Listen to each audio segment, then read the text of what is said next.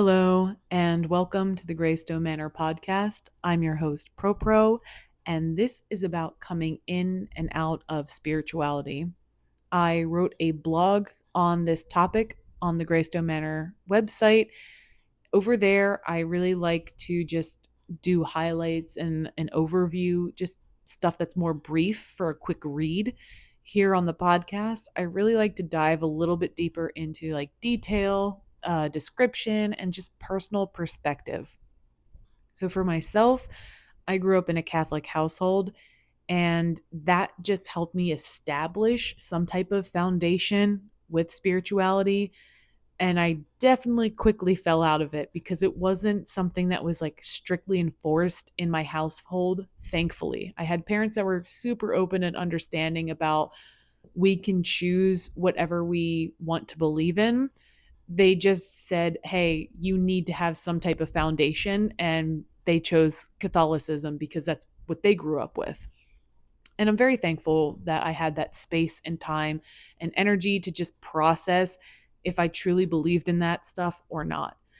And, as I got older and I went to college and then I went to the military and then I moved out, um, none of that really stuck with me. It didn't really stick with me because I didn't really care to invest time into a structure that felt like it was hurting and harming other people. And me personally, I think if you believe in spirituality, your general or the general rule of thumb is that you don't want to hurt other people or judge them or shame them for being who they are. So I kind of fell out of it. And it wasn't until I had a open head injury in the military that when I was recovering from it, it was like this weird energy started creeping up inside of me. I didn't fully turn back to Catholic ways, but I started to believe a little bit more in energy and energy of people and praying or manifesting to certain people and like calling out to them. So, quick little story. I went to go visit my grandmother because, she's older, she's retired. I had a head injury that I was recovering from, and I really had nothing else to do in the day except for sit around, and I couldn't even consume TV because that's how bad my brain injury was. And I could not find my car keys to go over and visit her. So I call my grandmother and I'm like, hi, my mom. I really want to come over there. I can't find my car keys. I'm getting really frustrated. I have no idea where I put them. And she just quickly said, oh, pray to St. Anthony. And I was like, what? What do you mean, pray to St. Anthony? And she was like, you first of all, you want to hold your rosary, or you want to stand in front of a candle or a mirror, and you want to say, St. Anthony, something is lost and must be found. Help me find it. Like something of that nature. And I was like, okay, do I just keep repeating it? And she's like, you repeat it like a chant over and over, and eventually you'll just know where your keys are at. I was like, okay, well, if I find the keys, I'll let you know when I leave. So I get off the phone and I stand in front of my mirror because I was like, well, I may as well just give it a try. And I did it. I was like, St. Anthony, something is lost, must be found. I can't find my keys. Help me find them. And all of a sudden, within about 10 minutes, I say all of a sudden, but that's pretty quick, 10 minutes, I was able to find my keys. And believe, I could not believe that worked. And quickly I was like, ooh, did that actually work, or did I just rejog my memory? And I could feel myself struggling with the thought of, do I want to allow myself this version of magic to exist around me of, oh, because I said this chant or this mantra, I was able to find my keys. But I also was struggling with, well, logically, that doesn't make sense. Maybe me saying it calmed my nervous system, and then I was able to finally think about where I put my keys last. So it was a weird tug and pull in that moment for me. And I ended up visiting her and we started talking about, I was like, where did you hear about that prayer? And she's like, oh, well, because Saint Anthony is one of the saints that you can pray to, especially when God is busy. And I was like, what? I was like, I don't remember learning this in Sunday school when I was like a little kid. And she's like, yeah, that's why you pick a saint for your confirmation. And I was like, I thought that was just to pick a cool name to go by. And it was it was like a reintroduction to everything that I should have been paying attention to, but I clearly did not pay attention enough to retain that type of information. And that started me back into spirituality. I was like, instead of me maybe being so close minded, especially around a religion that I desperately did not like how it was treating other people, that's when I decided, let me just pull the magic out of it that I like and that resonates with me. And then I'll just leave all the other junk behind. So I'm not going to associate myself anymore with that structure, but I'm going to pull little elements from it that work for me. And from that point on, like during my recovery time, I actually I set up like a little altar space in the living room, and it was in front of a mirror, and I would just stand in front of that mirror and I'd be like, "Okay, I'm hoping for health and healing today, and I really hope that good things happen." And anytime I was upset, I would go right in front of that little altar space, and I think I had a candle. This is right before I started getting into crystals, but I had like a candle, a few little trinkets, and like a light there. And I would turn the light on and I would imagine that calling in some type of energy. And then I would turn it off when I was done. I had no idea what I was doing, but it felt correct in the moment.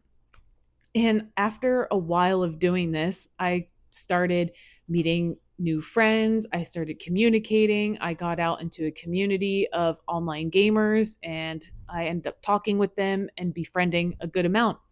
And we all started talking about our own spirituality and how a majority of them came from a Catholic background, also.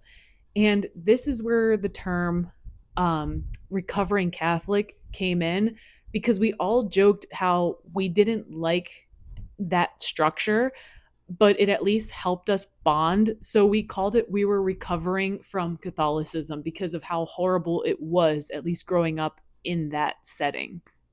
And some of the people started opening up about, like, practicing witchcraft, being more of a pagan, people who are more into nature, energy, and spirits. And my mind was just blown. I was like, this is so cool. I want to learn more. So as I started researching it and reading up on woo woo topics, I was like, this feels so correct, but I feel so guilty for diving into this. And that's when I realized that was the issue holding me back from fully opening up into my own spirituality and what I truly believe is correct in my soul, because every soul experiences things differently. But for me, it was the fear that was distilled into me when I was a kid. And I think that's why I forgot about all things Catholic until my grandmother started telling me about all the pretty magical stuff of it. And then I was like, well, that I don't remember any of that.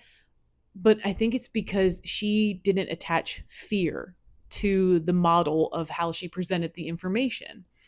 And as I started going through this, I identified more and more with paganism, being more in nature, practicing more things like green magic and with my garden, with herbs, all of it.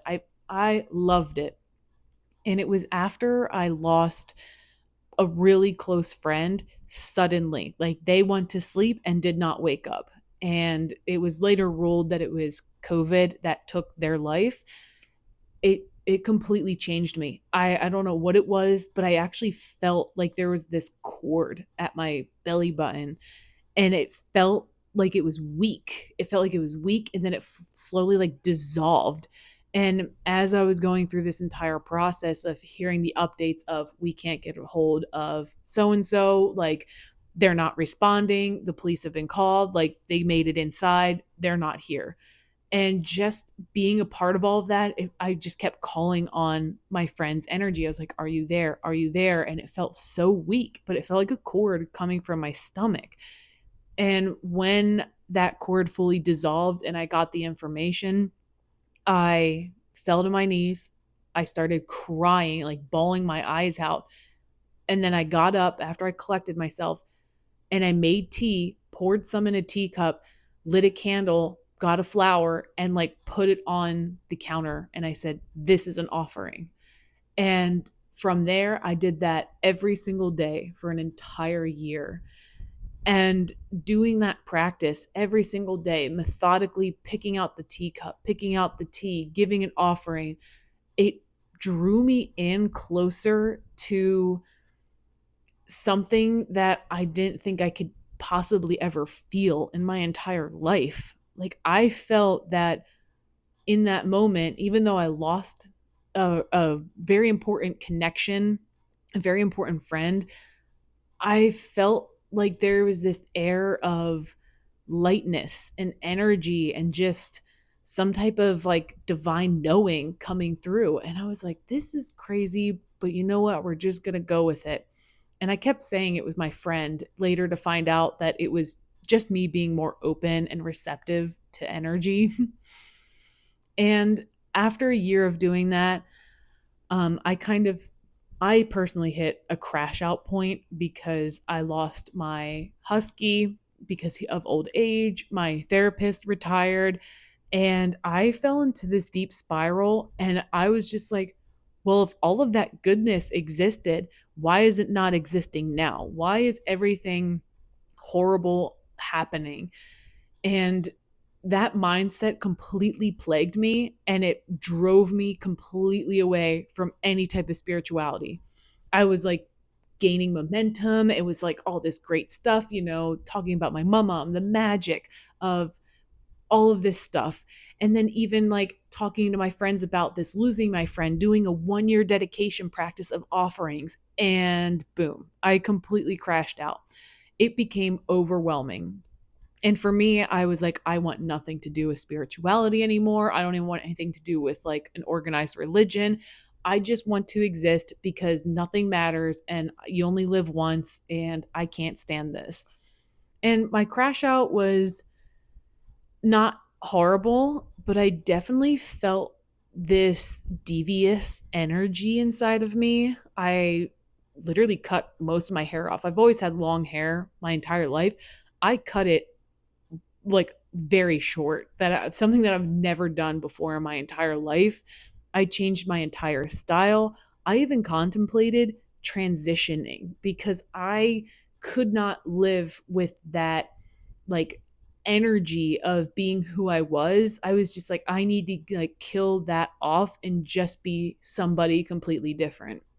And stepping into the complete opposite side of spirituality, which I like to call like the den. I got deep into this den of doom and gloom and just living life on the edge because I didn't even care anymore.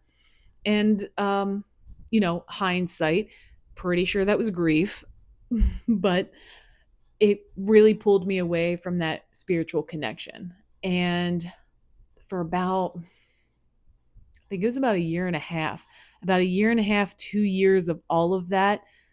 Um, there was just this one moment. What was it? Oh, it was when I went to go crystal shopping. I joined it. I was a part of this D&D group, and one of the people in the D&D group went to this shop called Lotus Crystal, and they went there faithfully and then brought me along because they wanted to go shopping. And I was like, yeah, sure, I don't care. Like crystals, rocks, that sounds pretty cool.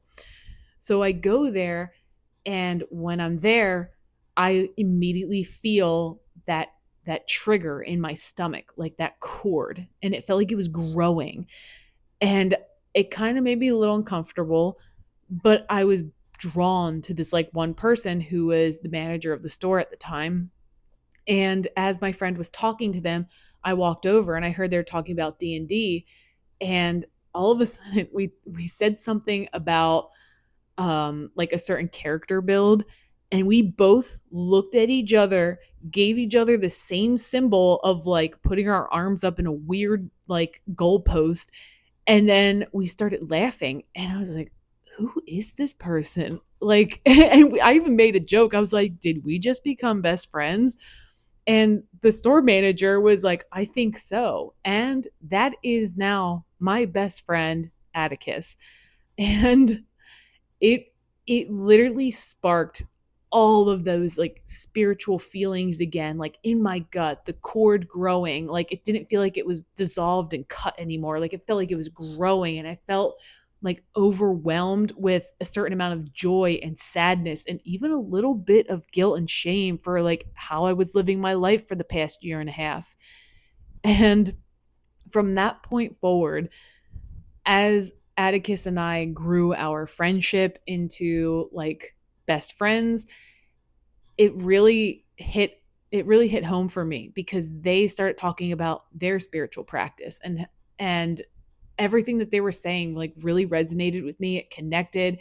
And during that year and a half of me taking time away from my own spirituality, I I got into some pretty risky behavior, and I brought it up. I was like, well, since you're talking about spirituality, what do you believe in attachments? I was like, I kind of keep feeling like this lingering attachment.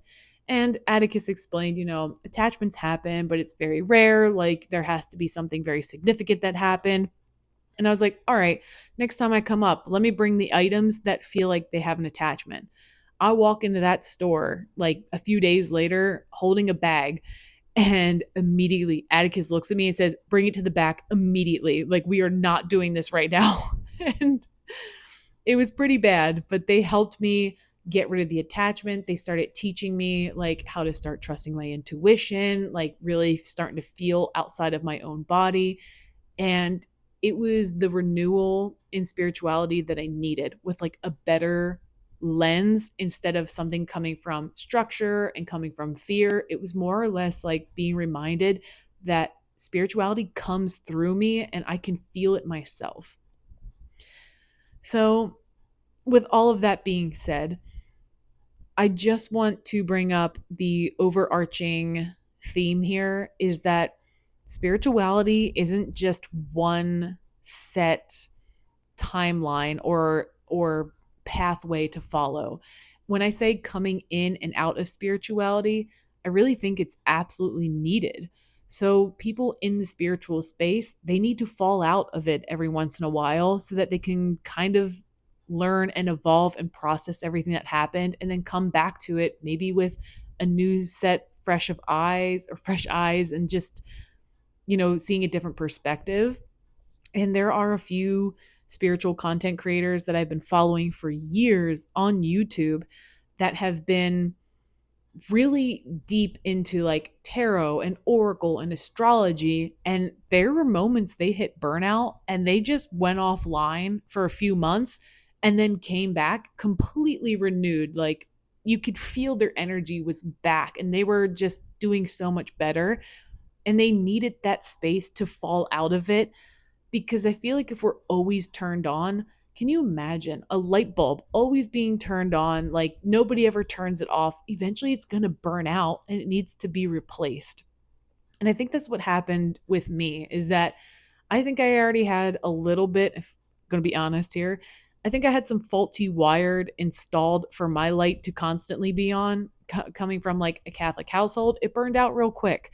And then when I started getting curious about it again, the light bulb started to flicker. And then I changed the light bulb, but the wire was still faulty. So inevitably it burned out. And then ever since I met Atticus, it felt like it was safe to change the wiring and update it so that I can turn the light on and I can turn it off. Like right now, currently, I'm kind of going through a little bit of a spiritual rut. But after the Cancer new moon that we had, especially during this Mercury retrograde, I'm feeling a call to get back into it, but in a different way, like addressing some of those older spiritual practices that I used to do, such as tea offerings. I'm feeling called to maybe do that again, but from a different headspace, somewhere that's a little bit healthier. And I'm glad.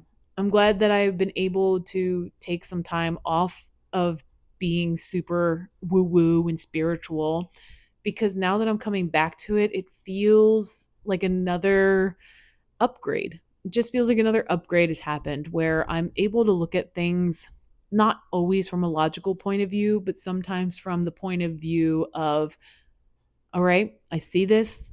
I see this synchronicity happening. I'm acknowledging it, but I don't have to let it consume me, because I quickly fall into things like that sometimes, letting the magic and the synchronicities and these little prayers and manifestations, I let them get to me sometimes. And now that I've been coming back to things again a little bit slower and at my own pace and readdressing some old habits that I used to do that I really do like, I feel like they're coming from a much better headspace. So, for anybody out there that is on their own spiritual journey, just know that it's okay to ebb and flow with coming in and out of practicing and not practicing, and evolving your practice and possibly retracting on your practice. And just know you can't do anything wrong, especially if you keep checking in with yourself and you stay authentic to who you are. You won't do anything wrong. And I think with that, I think with that, that's a good reminder for all of us, including myself, is that you can't do anything wrong as long as you trust your own gut and your own intuition. You do no harm to others, and you don't tell other people how they should and shouldn't be, especially in their own spiritual practices. And with that, I hope you all have amazing rest of your week, and I will catch you all on the other side. Bye.